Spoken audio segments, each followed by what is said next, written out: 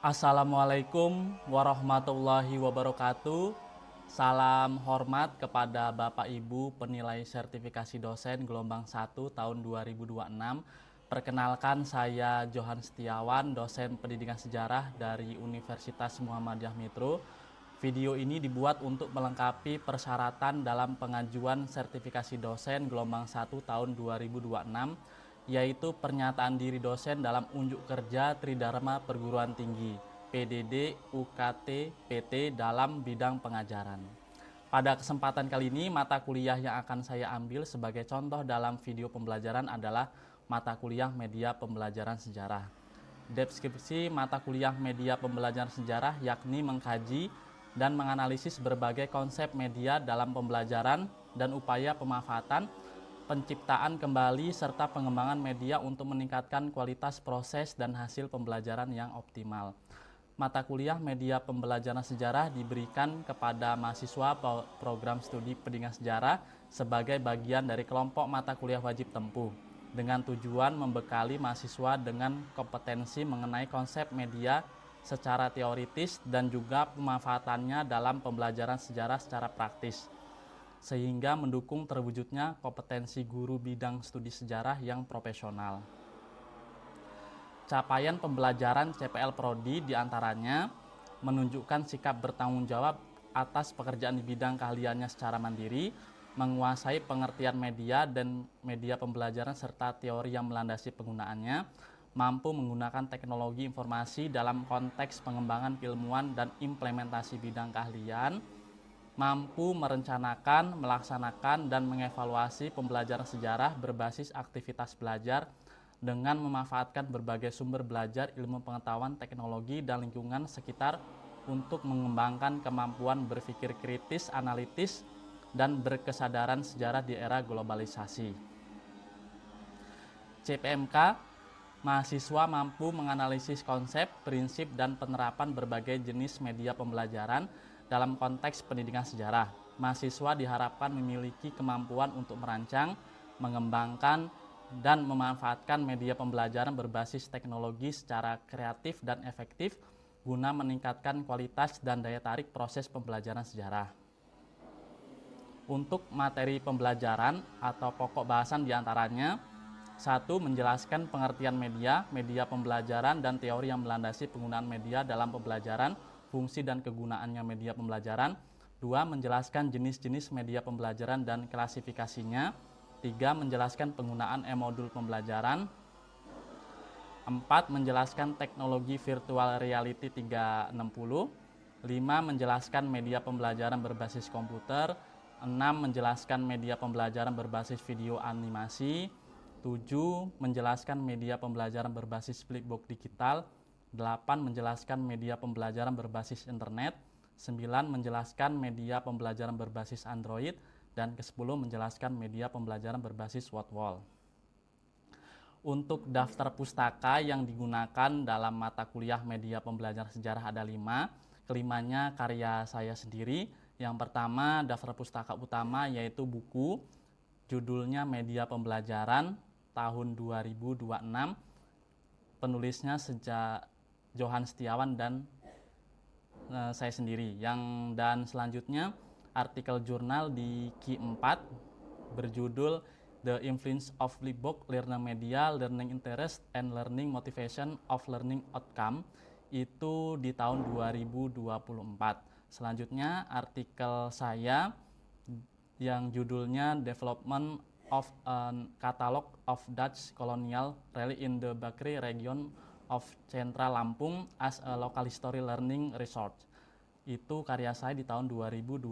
Selanjutnya karya saya berupa artikel di Sinta 2, judulnya Developing a Comic Media for Teaching the History of the Banten Kingdom in High School. Itu di tahun 2025. Dan daftar pustaka terakhir itu karya saya lagi, artikel di Sinta 2 yang judulnya Developing a Comic for History Education tahun 2025. Untuk media pembelajaran sejarah yang digunakan, yaitu PPT, e-modul, LMS pada UM Metro. Model pembelajaran berupa case method atau aktivitas diskusi mahasiswa. Kriteria penilaian dalam mata kuliah media pembelajaran sejarah yaitu kehadiran dan keaktifan 20%, proyek 30%, kuis 5%, tugas 5%, ujian tengah semester 15%, dan ujian akhir semester 25%. Untuk rubrik penilaian terdiri dari tugas kelompok, tugas terstruktur, penilaian sikap mahasiswa dalam diskusi kelompok, dan penilaian keaktifan mahasiswa dalam diskusi kelompok. Berikutnya kita akan unjuk kerja mata kuliah media pembelajaran sejarah. Assalamualaikum warahmatullahi wabarakatuh. Waalaikumsalam warahmatullahi wabarakatuh. Bagaimana kabarnya hari ini? Alhamdulillah sehat ya. Sebelum kita memulai perkuliahan media pembelajaran sejarah, silahkan kita berdoa dulu. Siapa yang akan memimpin doa? Oke, Rianto silahkan memimpin doa. Baik, sebelum kita memulai perkuliahan pada pagi hari ini, marilah kita berdoa bersama-sama teman-teman sekalian. Berdoa mulai. Bismillahirrahmanirrahim. Raditu billahi rabba wa bil islami dina wa bi muhammadin nabiyya wa rasula. Rabbi zidni ilma warzuqni fahma. Sadaqallahul azim. Oke, alhamdulillah ya. Sebelum kita memulai perkuliahan, silahkan absen terlebih dahulu di Spada. Ya.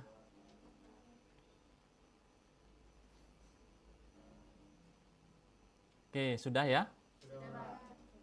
Ya, minggu lalu kita kontrak perkuliahan ya. Adik-adik ada yang ingat minggu ini kita akan membahas tentang apa? Saya, Pak. Oke, silahkan Cinta. Oke, jadi hari ini kita akan membahas tentang landasan teori media yang dimana mencakup pengertian media, kemudian ternyata media ini menjadi strategi penting loh dalam pembelajaran. Oke, benar ya Cinta ya. Hari ini kita akan membahas materi tentang landasan teori media. Pengertian media, media bagian dari strategi pembelajaran, landasan teori penggunaan media pembelajaran. Perkuliahan kita pada hari ini, tujuan pembelajaran yang pertama, mahasiswa mampu memahami pengertian media. Yang kedua, mahasiswa mampu memahami media sebagai bagian strategi pembelajaran. Yang ketiga, mahasiswa mampu memahami landasan teori penggunaan media dalam pembelajaran, fungsi dan kegunaan media pembelajaran. Materinya, yang pertama tadi pengertian media, kedua media sebagai bagian dari strategi pembelajaran, lalu landasan teori penggunaan media dalam pembelajaran. Nah ini ya, salah satu teori yang mengatakan terkait dengan kerucut pengalaman ya, atau yang biasa dikenal dengan average ini ya, merupakan salah satu teori dasar dalam dunia pendidikan. Jadi kata teori ini kalau membaca itu 10% ya. Nah, 10%. Kalau ini apa, Dek? Mendengar ya, mendengar itu 20%. Kalau ini melihat ya, melihat gambar maupun melihat video itu 30% ya, menonton benar. Kalau ini tentang melihat ya, melihat atau melakukan ya, itu 50% ya. Ini juga berpartisipasi, berkolaborasi 70%. Ini 90% simulasi ya. Jadi kalau kita bersimulasi langsung praktek itu lebih paham ya, kita lebih paham dalam memahami suatu materi. Pengertian media ya, kata media berasal dari bahasa Latin medius yang secara harfiah berarti tengah, perantara atau pengantar. Selain secara lebih khusus, pengertian media itu dalam proses belajar mengajar cenderung diartikan sebagai alat-alat grafis ya, atau elektronik untuk menangkap, memproses, dan menyusun kembali informasi visual atau herbal. Jadi media pembelajaran itu semua alat bantu atau benda yang digunakan dalam pembelajaran dengan maksud untuk menyampaikan pesan atau informasi pembelajaran dari sumber pendidik maupun sumber lain kepada penerima peserta didik. Nah, jadi kalau dilihat dari pengertian ini, media pembelajaran itu sebagai perantara ya, sebagai perantara untuk membantu dalam proses penyampaian materi atau informasi ya, agar lebih mudah dipahami oleh peserta didik. Lalu media bagian dari strategi pembelajaran. Strategi belajar mengajar kalau menurut salah satu ahli, Saiful Bahri ya, dan Aswan tahun 2002 memiliki pengertian ya secara garis besar untuk mencapai sasaran yang telah ditentukan. Dengan kata lain, strategi bisa diartikan sebagai pola-pola umum kegiatan guru dan siswa dalam perwujudan kegiatan belajar mengajar untuk mencapai tujuan yang telah digariskan. Nah, jadi strategi belajar mengajar pada proses pelaksanaan yang menjadi tindakan nyata guru pada saat mengajar berdasarkan pada aturan dalam pengajaran. Strategi pembelajaran harus mengandung penjelasan mengenai prosedur dan teknik yang dipakai oleh pada proses pembelajaran. Jadi kalau kita kenal saat ini dalam kurikulum itu modul ajar ya. Nah, modul ajar, jadi semuanya itu harus disusun oleh seorang guru dalam menyiapkan materinya ya. Itu yang dimaksud media bagian dari strategi pembelajaran. Nah, ini media sebagai strategi belajar. Yang pertama interaktif, kedua inspiratif, ketiga menantang, keempat motivasi. Nah, adik-adik apakah ada yang tahu mengenai tentang media sebagai strategi belajar yang interaktif? Saya Pak, Oke, silahkan Didi. media pembelajaran yang interaktif itu pada dasarnya adalah penggunaan alat atau teknologi, bahkan suatu platform yang digunakan untuk menambah aktivitas dan melibatkan mahasiswa dalam pembelajaran agar mahasiswa ini terlibat langsung, jadi tidak hanya menerima informasi saja dari pendidik, jadi dia tidak pasif gitu Pak. Oke, jadi intinya itu ikut serta ya, seolah-olah ya. Jadi dia lebih aktif lagi ya, karena dia interaktif. Ya, benar sekali. Terima kasih Dede telah menyampaikan pendapatnya. Selanjutnya media bagian dari strategi pembelajaran ya. Pentingnya menggunakan media. Menyampaikan pesan pembelajaran dapat lebih terstandar. Pembelajaran dapat lebih menarik. Tadi benar kata Dede tadi ya, pembelajaran lebih menarik. Pembelajaran menjadi lebih interaktif dengan menerapkan teori belajar. Waktu pelaksanaan pembelajaran dapat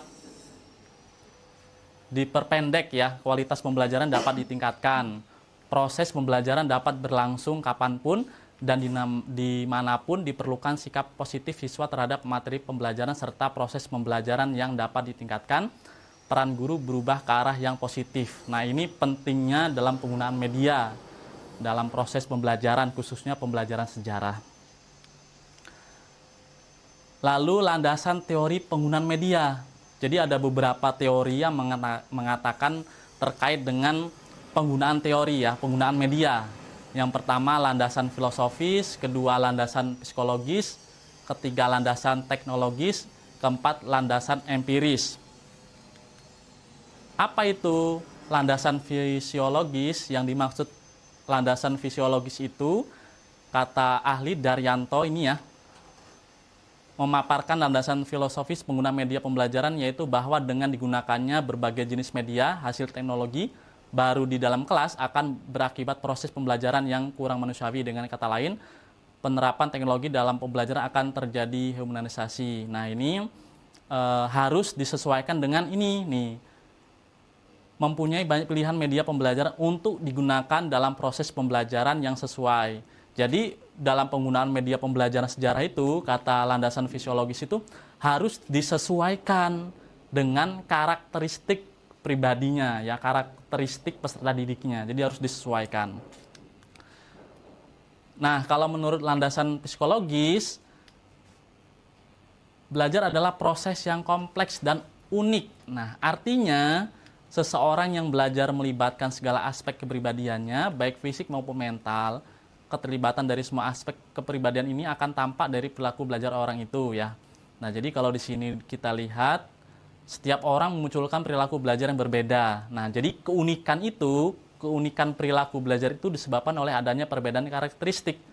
Sehingga harus disesuaikan dengan bakat peserta didiknya, minat peserta didiknya, tingkat kecerdasannya, kematangan intelektualnya yang diacukan pada karakteristik individual siswa. Jadi harus disesuaikan terkait dengan psikologisnya ya.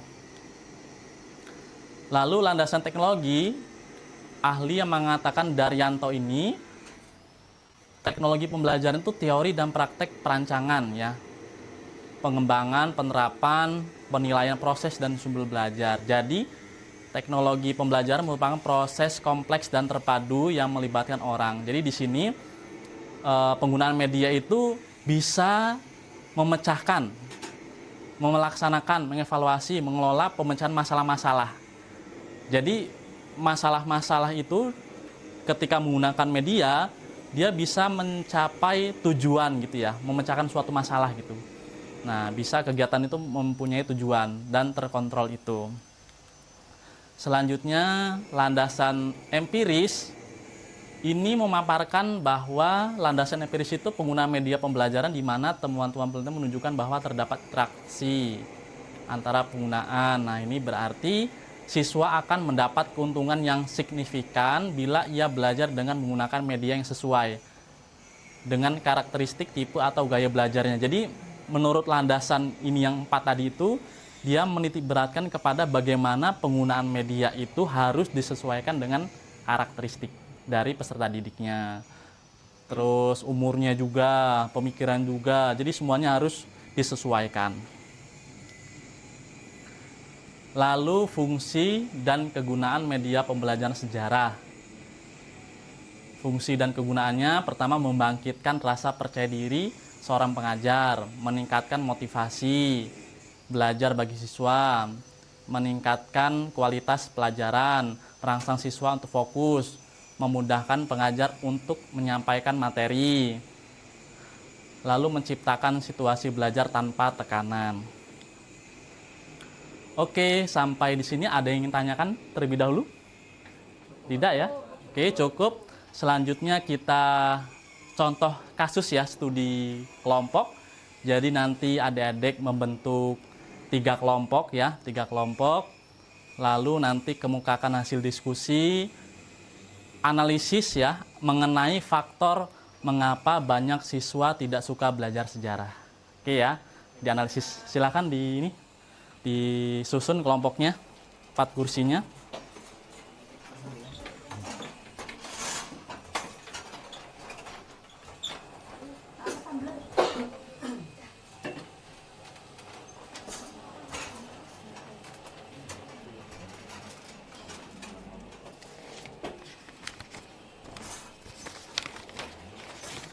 Kelompok 1 ya, kelompok 2 Faisal ya. Oke, kelompok 3 Elizabeth. Ya, silahkan didiskusikan, dianalisis ya mengenai faktor mengapa banyak siswa tidak suka belajar sejarah.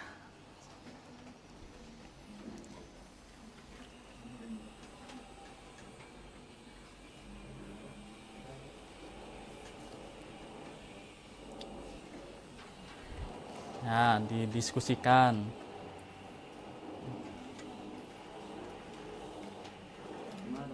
Ya, fokus ya.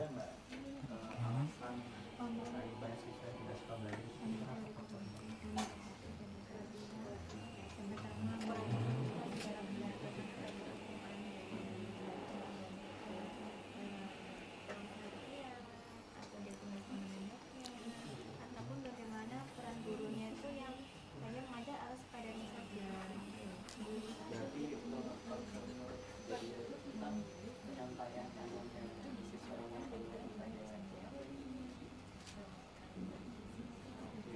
Oke, cukup ya. Oke, silahkan untuk kelompok 1 yang akan mengemukakan hasil diskusinya. Oke, silahkan Rianto dibaca, berdiri dibacakan. Baik, dari analisis kelompok kami Pak, kelompok pertama mengenai faktor mengapa banyak siswa tidak suka belajar sejarah.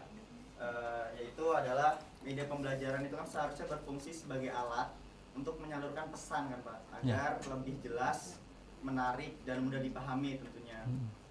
Dan dalam kasus yang sering dikaji, guru itu hanya menggunakan buku teks dan papan tulis tanpa variasi media gitu.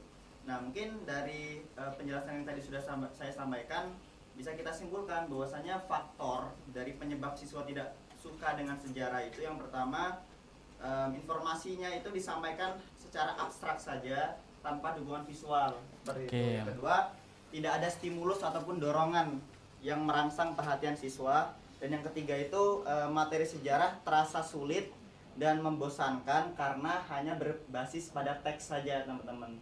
Nah, dari langsung kesimpulan atau bagaimana Pak? Ya, silakan kesimpulan. Jadi dari penjelasan yang sudah kami sampaikan, yang bisa kami simpulkan adalah siswa itu tidak menyukai sejarah ya karena media pembelajaran itu tidak dimanfaatkan secara optimal teman-teman sebagai alat bantu akan pemahaman siswa tadi. Seperti itu Pak. Oke, terima kasih Rianto. Silakan duduk. Kelompok 2, silakan. Faisal, silakan. Analisis dari kelompok 2 Pak, dari kelompok kami itu, media itu seharusnya menjadi bagian dari strategi pembelajaran Pak, selaras dengan tujuan, metode, dan aktivitas belajar. Nah, dalam kasus ini, PowerPoint itu hanya digunakan sebagai alat baca teks. Nah, faktor penyebab siswa tidak menyukai sejarah itu, kita menganalisis ada 3 hal. Yang pertama, media tidak dirancang sesuai tujuan pembelajaran. Yang kedua, tidak ada aktivitas interaktif yang melibatkan siswa. Yang ketiga, media tidak membantu siswa berpikir kritis tentang peristiwa sejarah. Dari analisis kami bisa disimpulkan bahwa siswa kehilangan minat karena media tidak terintegrasi dalam strategi pembelajaran yang aktif dan bermakna. Oke, terima kasih. Silakan duduk. Tadi kelompok 2 ya, kelompok 3. Oke, Elizabeth silahkan dibaca hasil diskusinya. Jadi saya akan membacakan hasil diskusi dari kelompok kami. Nah, untuk yang menurut kami, menurut teori kognitif dan motivasi, itu seharusnya membantu mengurangi beban mental. Terus yang kedua, menumbuhkan rasa ingin tahu dan mendorong keterlibatan aktif siswa. Nah, untuk faktor yang menyebabkan siswa tidak menyukai sejarah itu, siswa tidak memahami inti video karena mereka tidak ada panduan untuk berpikir. Yang kedua, itu media mengaktifkan proses berpikir kritis. Dan yang ketiga, tidak ada motivasi intrinsik atau yang dibangun untuk melalui media. Dan kesimpulan dari kelompok kami adalah ketidaksukaan siswa muncul karena media tidak digunakan sesuai prinsip teori belajar yang tepat. Oke, terima kasih. Tadi kelompok 1, 2, 3 sudah mengemukakan hasil diskusinya ya. A+ buat kita semua. Oke, silakan duduk kembali, Dek. Seperti tadi ya, tadi selesai.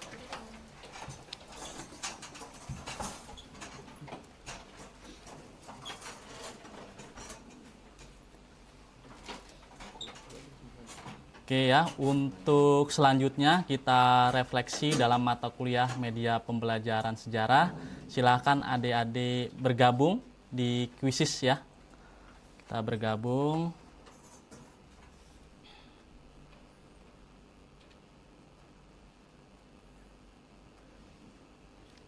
Oke, sudah ya? Sudah gabung semua? Sudah. Oke, kita mulai. Ya, silahkan. Yuk, kita mulai.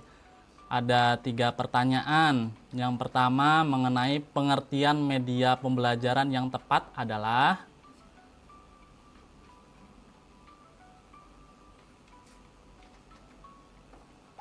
Oke, sudah? Nah.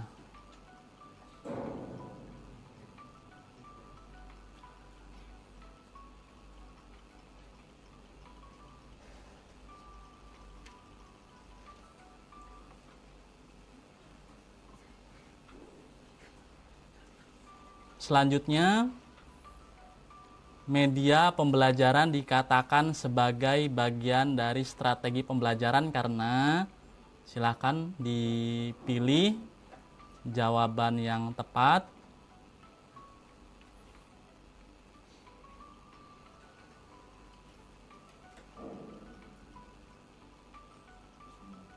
Oke, sudah? Sudah, oke. Selanjutnya soal ketiga.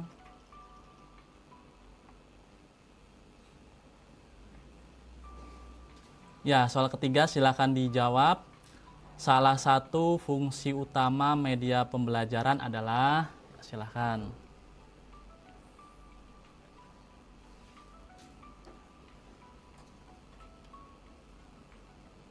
Sudah? Sudah. Oke. Silahkan dijawab.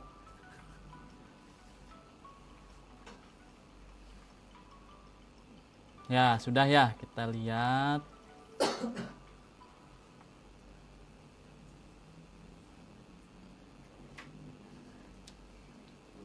Oke, jawabannya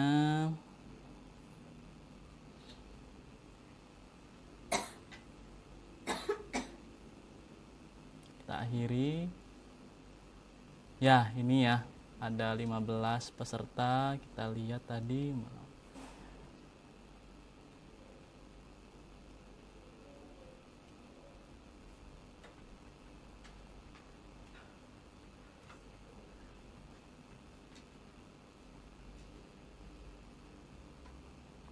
Nah, ini ya, yang pertama Akbar Faris.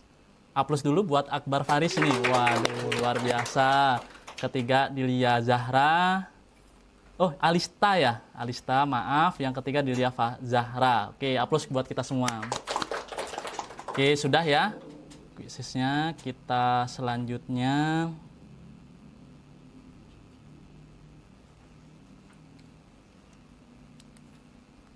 Kesimpulan. Apakah ada yang ingin menyampaikan kesimpulan pada pembelajaran hari ini? Ya, silahkan Akbar. Jadi kesimpulan yang dapat kita ambil dari pembelajaran berikut, yang pertama ada media pembelajaran membantu menyampaikan materi secara lebih efektif. Yang kedua, media merupakan bagian penting dari strategi pembelajaran. Yang selanjutnya yang ketiga yaitu pemilihan media harus sesuai dengan landasan teori dan karakteristik peserta didik. Yang keempat, guru sejarah perlu memilih media yang sesuai dengan tujuan pembelajaran, karakteristik siswa, dan konteks materi. Yang terakhir yang kelima, penggunaan media yang tepat dapat meningkatkan motivasi dan pemahaman belajar. Oke, terima kasih ya buat Akbar sudah menyampaikan kesimpulan kita pada hari ini. Nah, ini ada tugas ya, tugas mandiri buat adik-adik. Buatlah kelompok yang berisi 4-5 orang, lalu buatlah proyek media pembelajaran sejarah dengan memanfaatkan berbagai jenis media yang telah dipelajari di kelas. Media tersebut harus mengangkat tema sejarah lokal masing-masing. Dapat berupa peninggalan sejarah, tradisi lokal, kearifan lokal, kebudayaan yang masih melekat, dan apapun yang memiliki nilai historis. Jika itu berupa video, maksimal berdurasi 5-7 menit. Waktu pengumpulan Rabu 17 Juni 2026, pukul 10 di Spada ya. Minggu depan berarti ya. Oke. Ini rubrik penilaiannya, tugas minggu depan ya. Daftar pustaka. Oke, terima kasih atas perhatiannya. Alhamdulillah kita akhiri perkuliahan kita pada hari ini dengan membaca doa majelis. Bismillahirrahmanirrahim. Subhanakallahumma wa bihamdika asyhadu an la ilaha illa anta astaghfiruka wa atubu ilaik. Saya akhiri. Wassalamualaikum warahmatullahi wabarakatuh. Waalaikumsalam warahmatullahi wabarakatuh. Terima kasih, Pak. Ya, sama-sama.